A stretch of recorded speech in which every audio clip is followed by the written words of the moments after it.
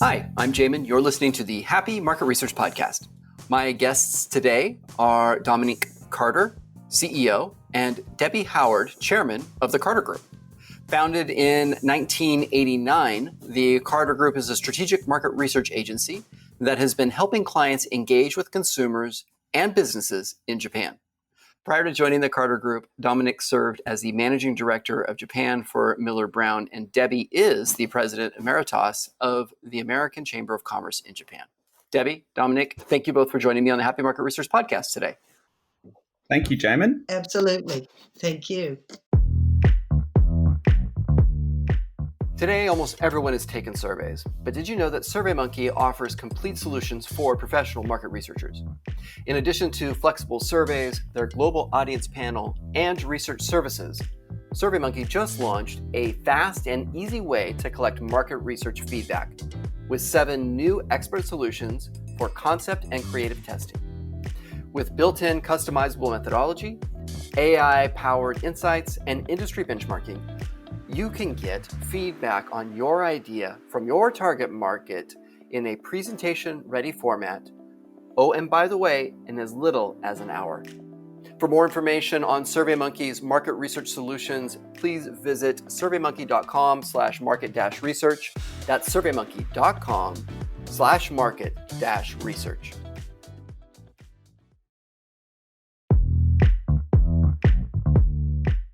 Support for the Happy Market Research Podcast comes from Fuel Cycle.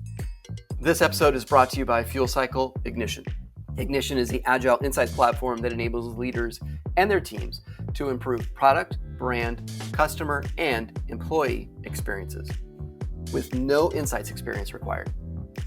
With FC Live virtual focus groups and interviews, an ad effectiveness solution, and survey automation capabilities, Fuel Cycle Ignition offers the only all-in-one agile insights ecosystem for supercharging the relationship between brands and their customers, and serves the world's most innovative brands, including Google, Hulu, Tufts Health Plan, Cahart, and more.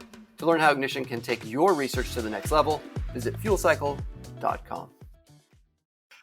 I rarely do 2 people at the same time for these podcasts because I like to do deep dives. So this is going to be a little bit of a unique episode format-wise. We'll be asking a few less questions, but of course, I expect there'll be a lot more kind of feedback across both of you. But I do want to take time in the beginning to get to know you a little bit and create some context for our audience and myself. And Debbie, let's start with you. Tell us a little bit about your parents, what they did, and how that's impacted who you are today. Thank you so much, Jamin. My dad was a salesman. He was selling mainly construction equipment, and he was said to be one of the best salespeople anyone had ever seen. And that's from my uncle, who was the other best salesman we'd ever seen in our family. But it wasn't because my dad pushed or sold per se. In fact, I know for a fact that he wouldn't have been able to sell anything he didn't believe in, and he probably wouldn't have been able to sell anything to someone he didn't like or think was honorable. Rather, he seemed to have the ability to connect with people at a really deep personal level, and he really cared about what it was he was selling and who he was selling to. My mom was an executive secretary. She graduated from the well-known Catherine Gibbs Secretarial School in Boston, and she worked her way up in the 70s from an executive secretary position to be a purchasing agent for a Fortune 500 industrial company that specialized in building electronics components. And I think my mom and dad both inspired me and my sisters, mainly from a motivational and values viewpoint. We were raised to think we could do anything if we worked hard. And our parents showed us by example how that could be true. I like to say that my dad taught me how to dream and reach for the stars, while my mom taught me how to get things done. Yeah, I mean, it's interesting. Having an executive assistant as an executive will 3x your overall output because they're actually the arms of what your office of what you're trying to get done.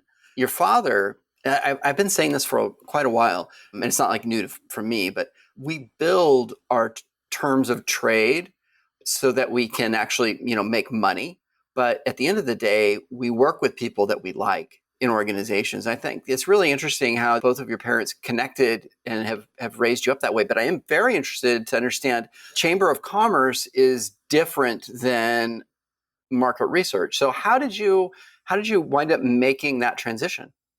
Oh, well, I didn't make a transition. I did it in addition to the market research. And in fact, I used the market research to gain publicity for myself and to help the organization to put in a customer satisfaction system at the American Chamber of Commerce in Japan. And I started there in a really typical way.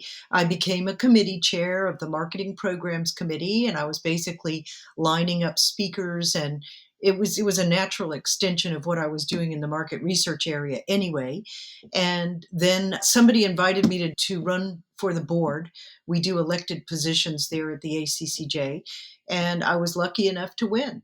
And so then I was on a 20-person Fortune 500 board in Tokyo, because we have a real, I'd say, treasure trove of Fortune 500 companies headquartered in Tokyo. And so I was fortunate enough to be on the board. And then I was more and more active. I helped them put in the customer satisfaction system. And that gave me a lot of high profile work and publicity for myself. And eventually I ran for vice president, and then I became the first female president. I can chalk all that up to market research, actually. Does that make sense? Perfectly. Thank you so much for going into that detail. I love that. Yeah, and if I may, Jamin, it actually expanded my ability to look at things from a wider viewpoint when it comes to looking at clients' business, because that organization happens to be super involved in advocacy between the US and the Japanese governments. So I had never really done any advocacy work. I'd done some research projects that kind of touched on it, but it really got me into a different area that gave me some more sensitivity to what happens in the wider world.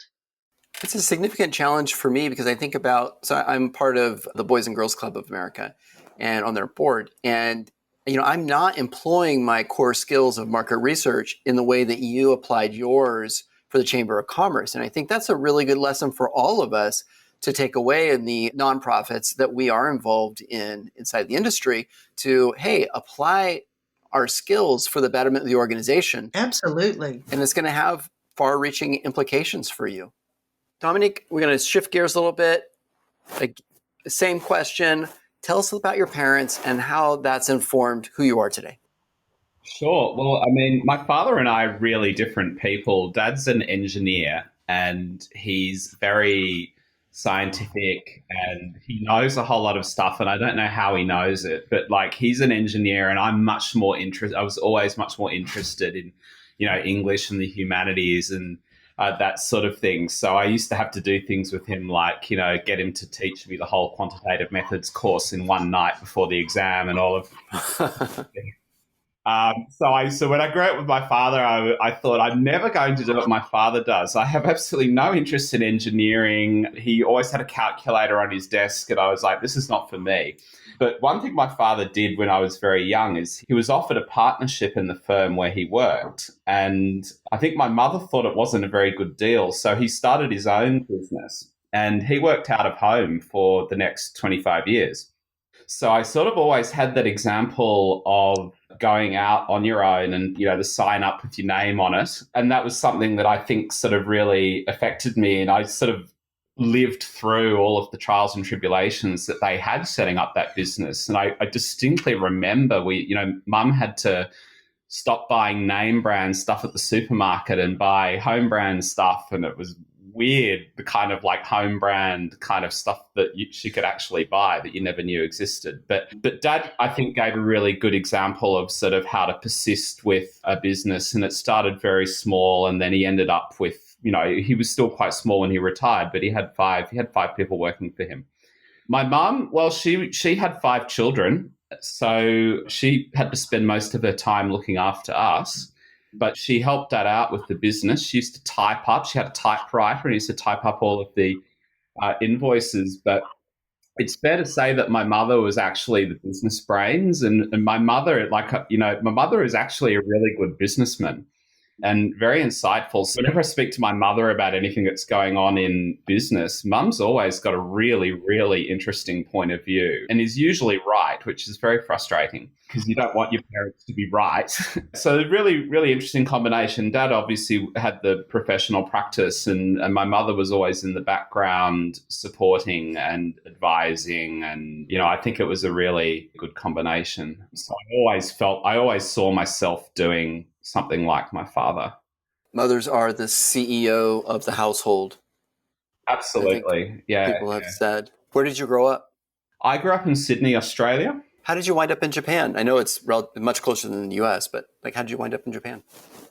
Well, I was quite interested in Japan as a teenager. At that point, it was in the 80s, and Japan was very, very, very topical and had become very successful at that point. And in Australia at the time, it was quite controversial because they were making large investments in real estate and buying companies and so forth. I think it was a similar situation to the US, but Australia's a lot smaller. So I think Japan loomed very large for us. So it seemed like it would be a good idea if I studied Japanese at university.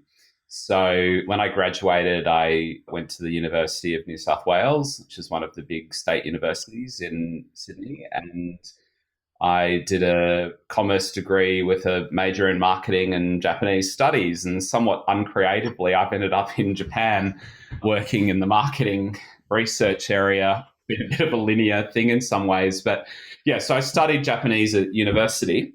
I wish I had studied more because when I made it to Japan, I couldn't understand what anyone was saying.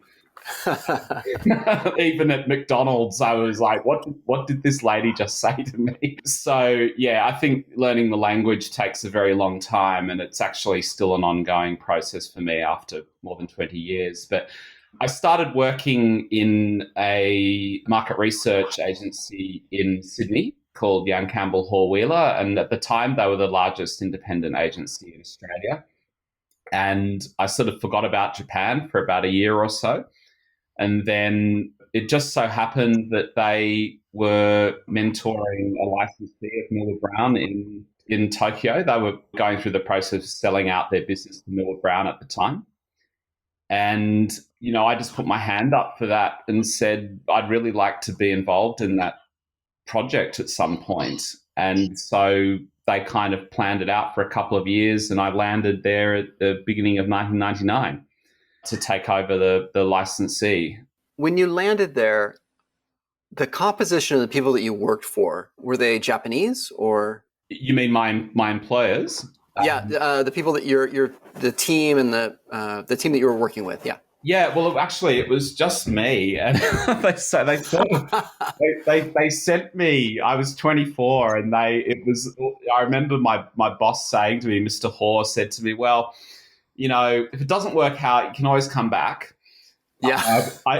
So I thought that was kind of weird because people are usually saying, "Oh, it's going to be great," and yeah, you're gonna kick butt and all the rest of it. But anyway, but I think that was okay. It made me feel loved in a way. But they sent me up there, and I was joined by a lady who worked for the Millard Brown's licensee, and basically they threw me in there and said, "Okay, get started, do whatever you've got to do." And so there were a couple of big accounts that needed rescuing at the time.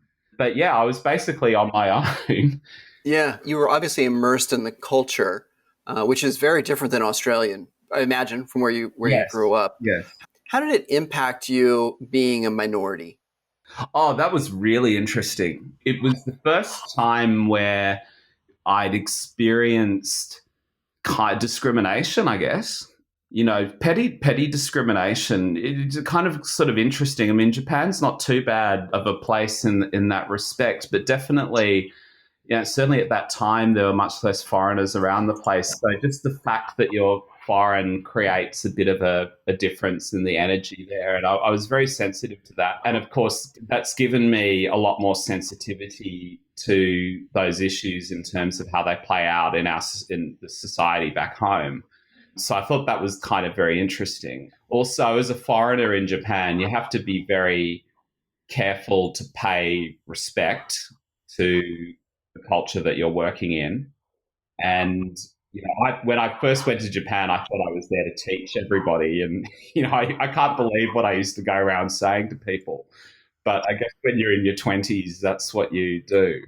You have it all figured out. Yeah, and I used to go into these companies and say, "Oh, this is how advertising works," and you're doing it all wrong, and you definitely and they were very polite. I'm impressed by how polite people were with me at that point. But yeah, so I think it kind of there was a point where I realized I really had to learn more than sort of be trying to teach people all the time, because it's a bit of a joke when you think about it. Not that I don't think I had nothing to offer, but you know what I mean. It's kind of like I do. Yeah, the how you go about that is very important.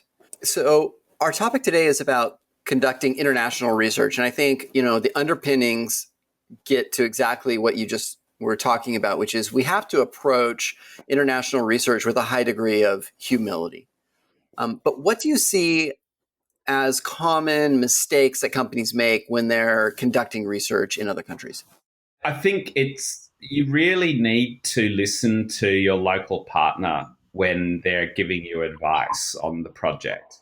And so when you try to force things through that the local partner doesn't think are advisable, it can cause problems. I mean, a classic example was when we tried to do mobile ethnography with doctors.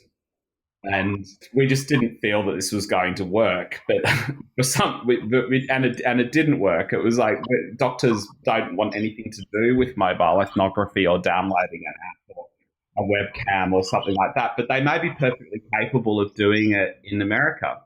But in Japan, it's just kind of not something that they would do, or they're just their relationship to technology is a bit different than the average doctor. So. But it can be, if you're asking for that work to be done, it can be very hard for you to imagine why this thing would be difficult. So that kind of advice that people give, I think, is something that it's well worth listening to. And I think a lot of mistakes could be avoided. Debbie? Yeah, that's one of the things. I mean, the first thing I had written down was about applying your own standards and ways of being and doing to what is often an entirely different pattern or paradigm, and expecting things to be the same as they are in your home country. That's a real mistake. We're just simply not in Kansas anymore, Toto, when we get into a foreign country. And language is one thing. So we could talk about English-speaking markets, like, let's say, a U.S. company going to Australia or Canada or England, but then we layer on the nuances of language. So operating in Japan, for example, or South Korea, or somewhere where they don't really speak much English, that's a whole different ballgame as well. I mean, any country is different from your own home country. And I think keeping an open mind, and I loved your phrasing of humility, approaching it with humility. That's really, really important, because things are different. I remember the case that you just mentioned, Dom.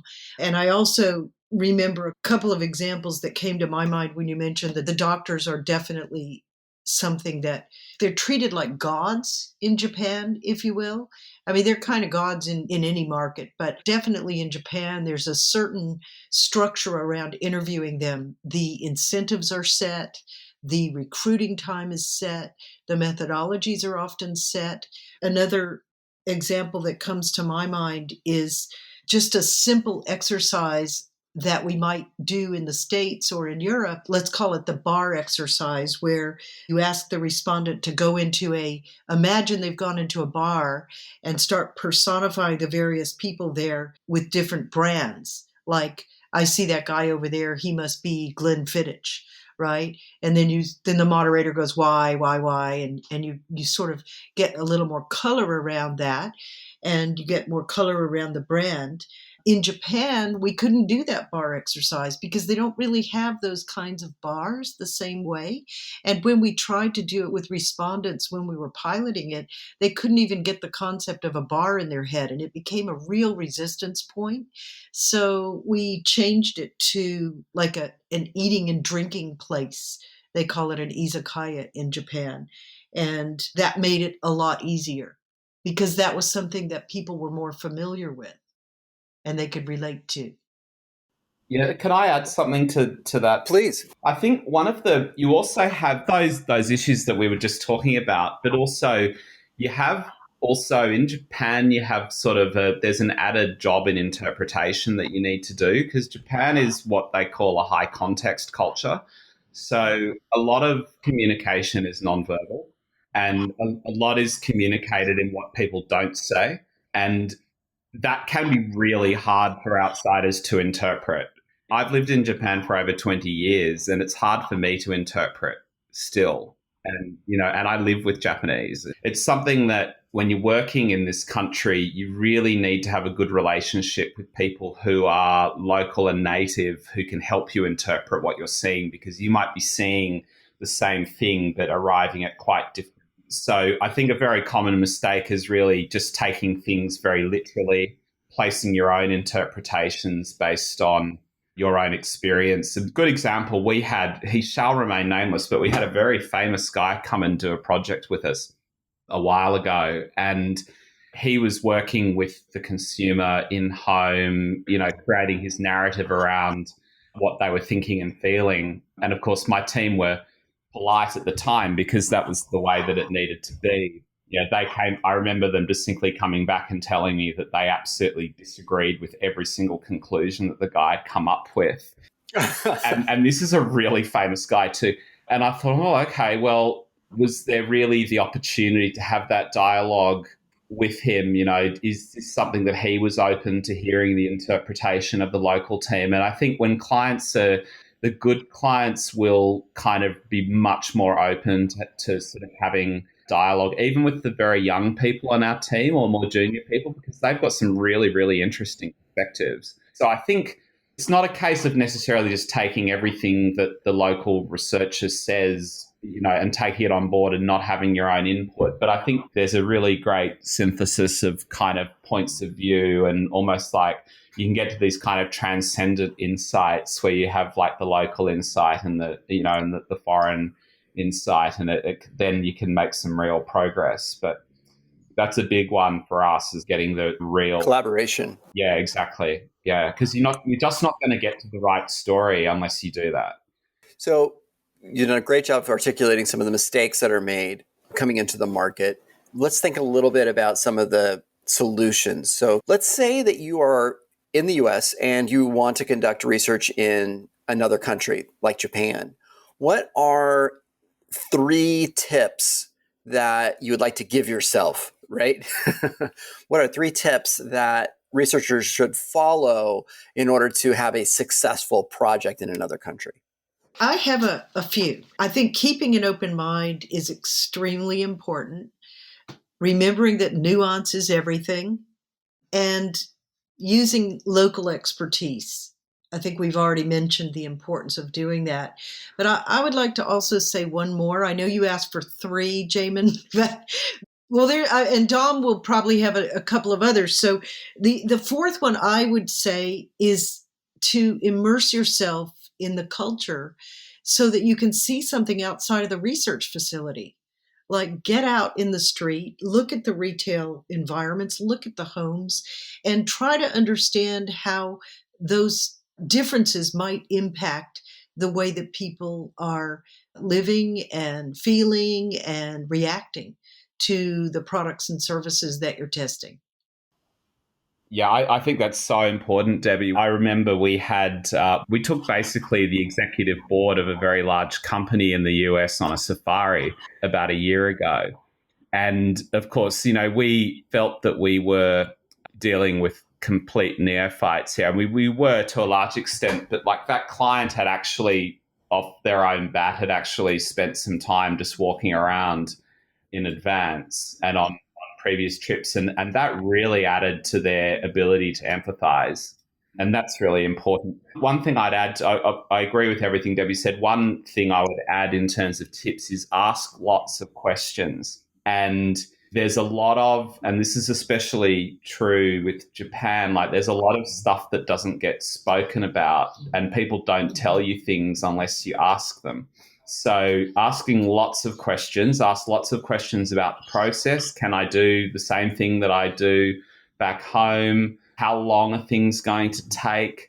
Those sorts of questions are very, very important because the answers can be different than what you expect. And then also before you're working with a supplier too, I mean, I would ask around other people who have worked in that same market who they would recommend working with.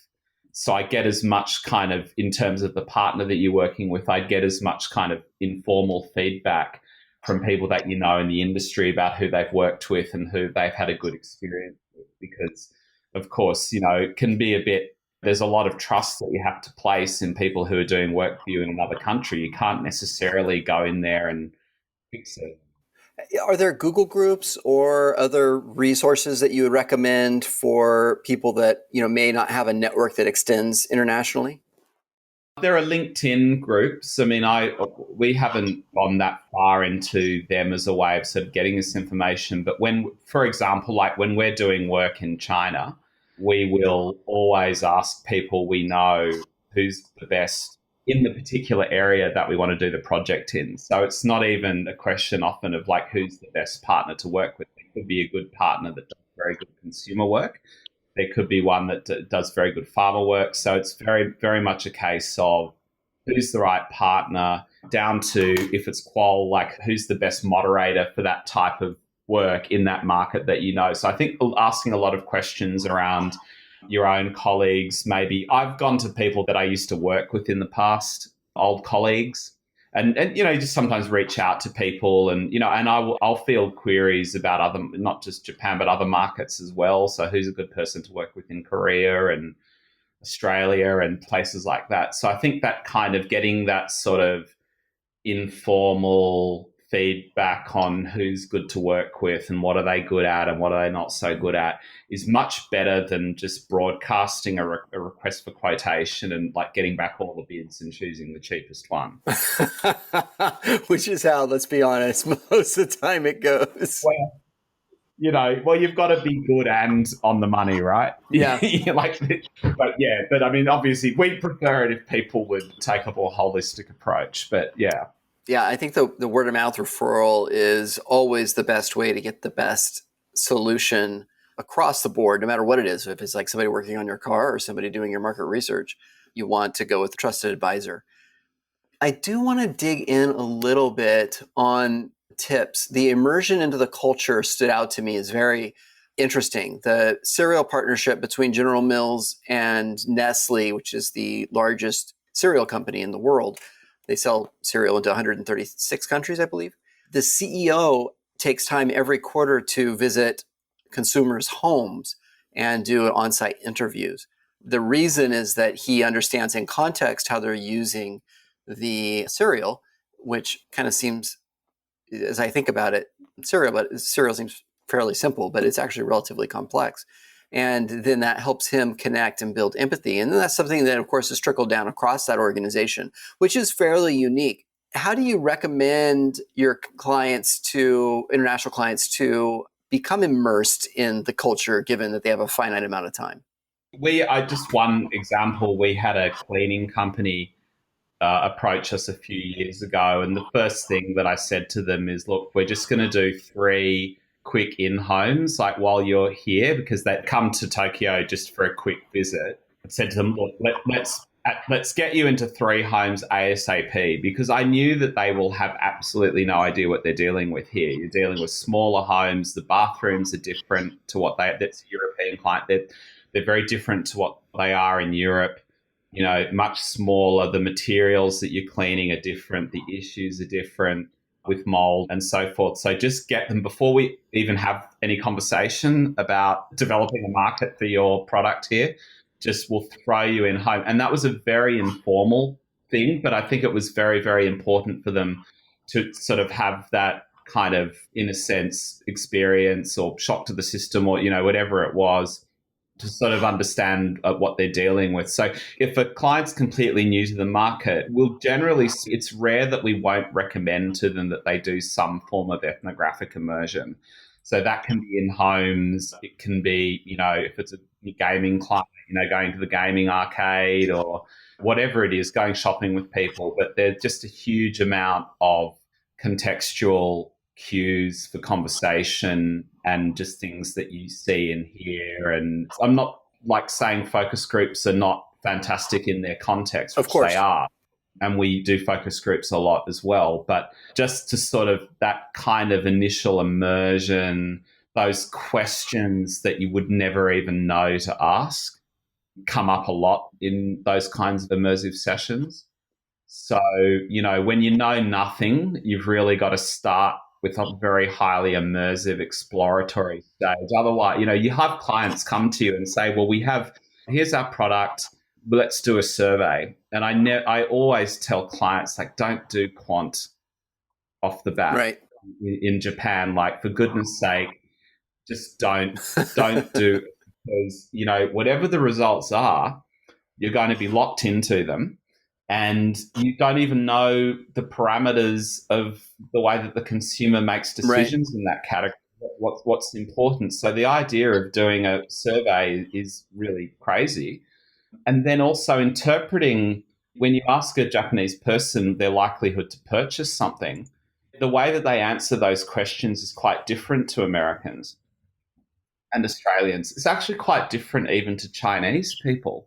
Very different. So like just sort of understanding how those dynamics work and what the issues are. If you're not, so to sort of rush in and sort of just implement the same survey with a few different attributes that you've been using in your home market, to assess concepts, for example, is just not really right. Yep. Right. So I am interested as, how COVID has impacted you specifically in Japan. Japan's one of the luckier or better equipped countries, I guess. They peaked around mid-April and then have been on a steady decline since in terms of new cases. Do you think that COVID is going to have a lasting impact on the ability to become immersed in a culture given a short-term framework? We're doing a lot of, as you can imagine, we had to digitalize very quickly. Like until COVID came along, nobody wanted to do like focus groups right. and this sort of. But of course, we had to convert very quickly to doing that, and we've been doing studies, immersive studies. The way we do it is we courier out the iPad and the iPhone or whatever it is, and everything's preloaded, and nobody has to work out how to download or anything, and then. So it's all sort of very, the steak is cut up into little squares for the respondent, right. And they just have to. Which is probably a good practice in general. Yeah, well, no, absolutely. And we don't, and we've been doing this, Debbie's worked on projects. We're talking to over 70-year-olds, and some of them are over 80, aren't they, Debbie? Absolutely. And we had a little bit of trouble getting a couple of them on, but most of the time it went really smoothly. And we've had people like literally walking around the house with the iPhone that we sent them, showing right. us the inside of their refrigerator, for example. And we had 15 clients in the so-called back room, the virtual back right. room, watching that. So it's been amazing to see, and our team has done such an amazing job. I don't want to use the word pivot, but they did pivot.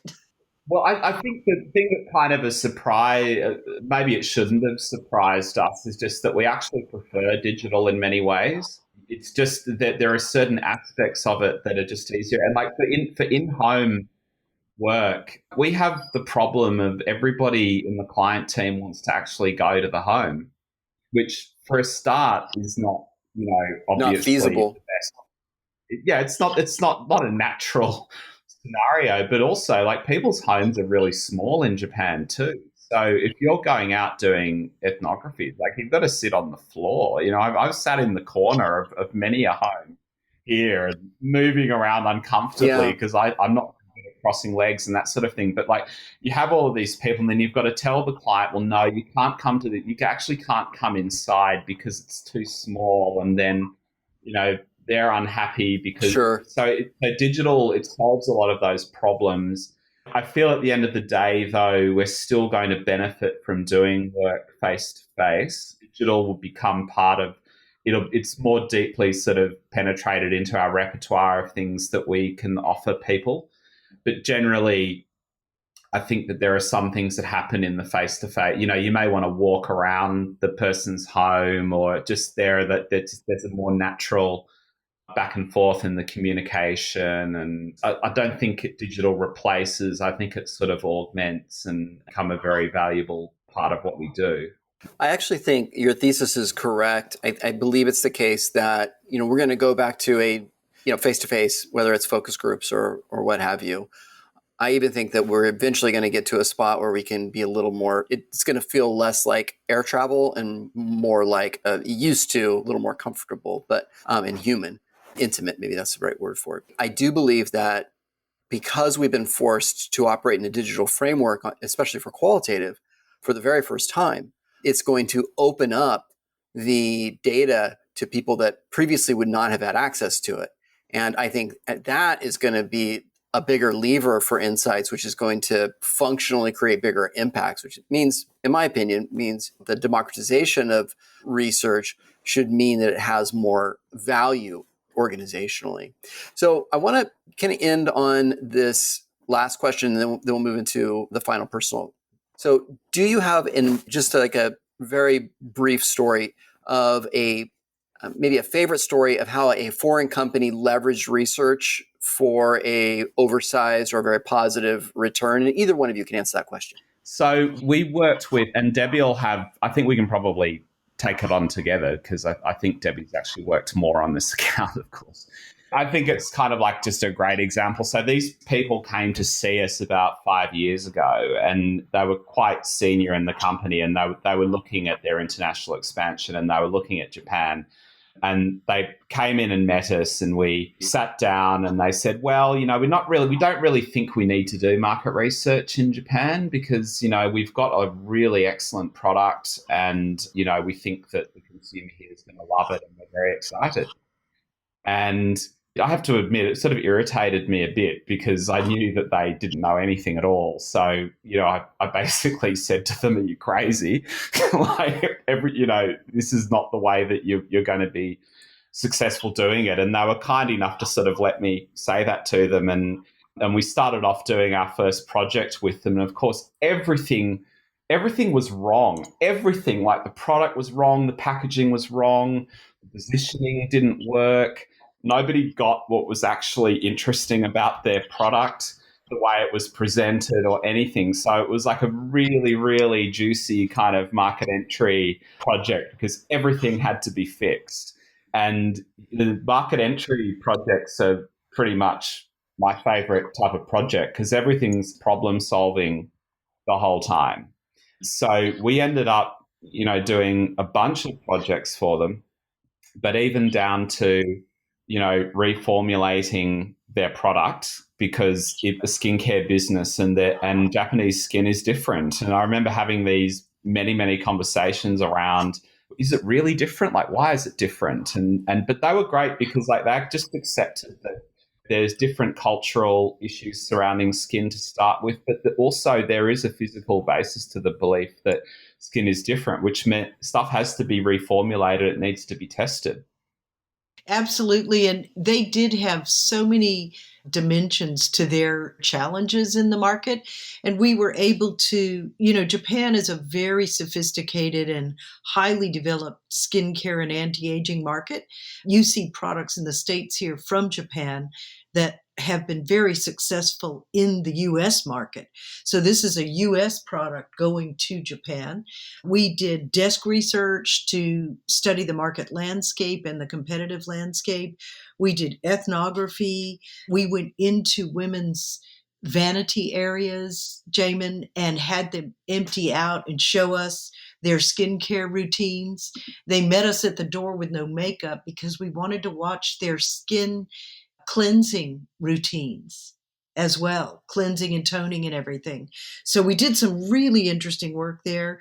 We did repositioning focus groups. We did these in-home product placements, as Dominic said, where we were testing for the sting level of the skincare products. And we definitely had some reformulation that had to take place, packaging adaptations, social media listening, and at the end, a lot of messaging research to make sure that we were getting the brand laid down in the Japanese market in a way that was close to what they offered in their home market of the US and their other international markets. But it couldn't be exactly the same because some of the words just didn't port over to the Japanese market. So, no, yeah. I mean, and also in that category, skincare, it's a classic area where there's just really different cultural elements in Japan compared to what you'd see in the US. So if it's anti-aging, for example, like if let's say if you promise in America that the product will iron out your wrinkles in 4 weeks and you're going to look 20 years younger, everyone wants it yesterday. If you offer that in this market, people think they're going to die because they're going to get poisoned. They'll have a smooth corpse for the funeral, right? Oh, wow. it's too much, yeah. So you're sort of dealing with, situations in this culture where even your most basic assumptions of what works and what doesn't work. I mean, another example is we did work years ago for Australian beef in Japan, and Aussie Beef is a really big brand, very successful. But their strategy was to start talking about iron content in beef. And this is like a given in Australian market for the past 35 years, that beef has iron, so therefore it helps you stay healthy, especially if you're a woman. We just couldn't, you can't get that message across here because it's just so different to what people's common sense is around eating, where it's all about balance and you're not sort of drastically upweighting different types of nutrients and whatever. So it's just kind of different. But we worked with that client too on the relaunch of their brand as well. It's another example. But we love those projects where you're really starting from knowing nothing, and then you've got to work on adapting, and it's a multi-stage process. It's the product, it's the brand strategy, it's the communications, and we'll bring copywriters into the back room, focus group. They didn't like that, but you just try and fail and try and fail and try and fail until you succeed. And that we were just talking about has just literally launched in Japan in the last week, and we're very proud of the work that we've done to get them ready for that. Great. Last question. Debbie, I'll ask you first. What is your personal motto? I'm going to give you my personal motto for this year. It's kind of a mantra: intention, attention, no tension. That's interesting. I really like that. Okay, Dominic. My motto has always been in this industry that we're here to give people a voice. So our role is to make sure that the consumer gets listened to, and is able to affect decisions that affect them. My guests today have been Dominic Carter, CEO, and Debbie Howard, Chairman of the Carter Group. Thank you, Debbie. Thank you, Dominic, for joining me on the Happy Market Research Podcast today. Thanks, Jamin. Thank you, Jamin. Everybody else, if you found value, please take time, screen capture, share this episode. This is one of the more enlightening episodes, especially if you are considering doing work in Japan or other countries. I think you'll find the lessons very applicable. Hope you have a fantastic rest of your day.